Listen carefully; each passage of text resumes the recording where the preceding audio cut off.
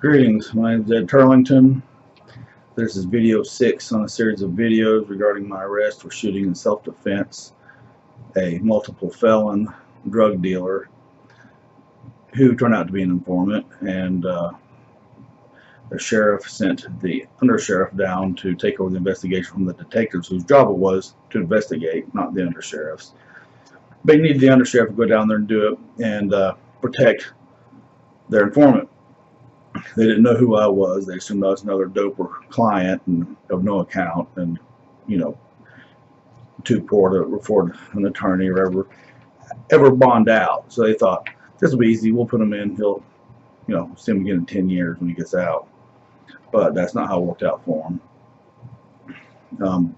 This video is to cover the information operation that was run by the sheriff in the PC affidavit, where I just showed how they withheld exculpatory evidence from the district attorney, which is illegal, and why this will be dropped soon. But part of an information operation, you have different aspects. One is information security, or withholding information, and that was one way that they did it to make him look better.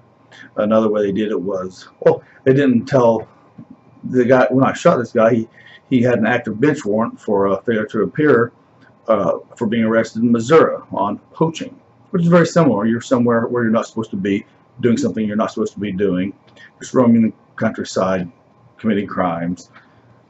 But that wasn't put in the probable cause affidavit, or the fact he was a felon, or anything else, or the fact that I was a private investigator, the fact that I told them that I put these guys under arrest. Anything that made me look good was left out. Anything that made him look bad was left out.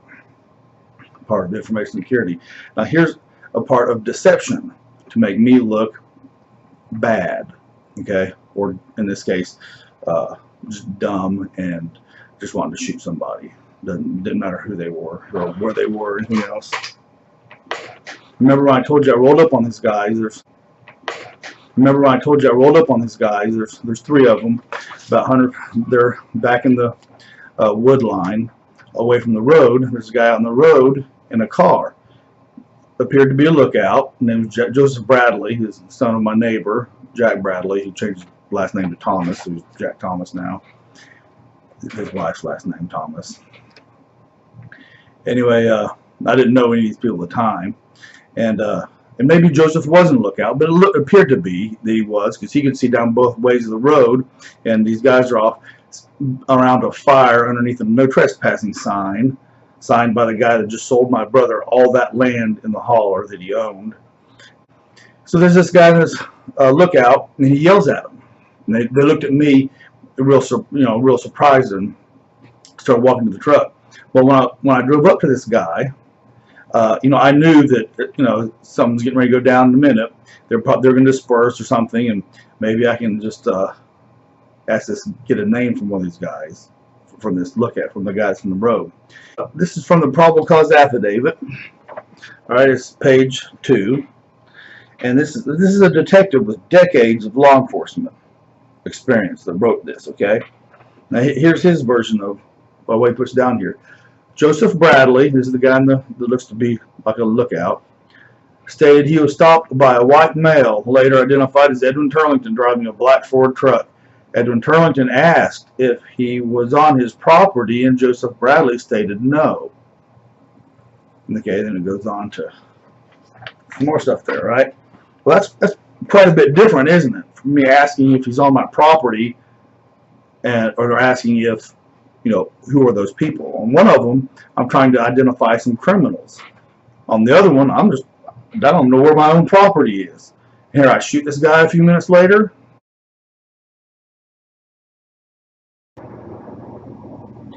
Okay, here is my interview with Detective Miller. It's right about four minutes into the interview, and I've got my interview uploaded on YouTube and Facebook. You can go listen to it, but the whole thing if you want. But here's the part where I'm telling him exactly what Joseph Bradley told him that I told him, and that the person that wrote the PC affidavit lied about, perjured himself, and said that because under oath. The PC affidavit is. He said I was asking about whose land they were on instead of trying to identify them, which is a significant difference. So, I think it was a Japanese dishonest or something like that. And so I pulled up on them, and these guys at the fire, they all looked at me, and I stopped the Mexican, because he was first. I asked him, "Are you with them? So you know who they are?" He said, "No." Okay, so by that time these guys had gotten in their car, and okay, so someone's not telling the truth, right? Either I'm not telling the truth about what I asked him, that I tried to identify those guys, or my neighbor's son, who I'm going to have a big, you know, this is how feuds get started with neighbors out here in the country in a holler, right? So, or he's lying. One of us is not telling the truth, right? But the only thing that goes into the probable cause report, of course, is his version of what happened. My version didn't go in there at all. Well, 3 years later, I get the sworn statement that Joseph Bradley, the guy in the car who's the son of my neighbor, wrote. And everything in it is true. It says when I started to go on home, a newer black Ford pickup was coming down the hill. He stopped me about 70 to 100 yards from where Steve and Dara were at. He asked me if they were with me. I said no, and went on home.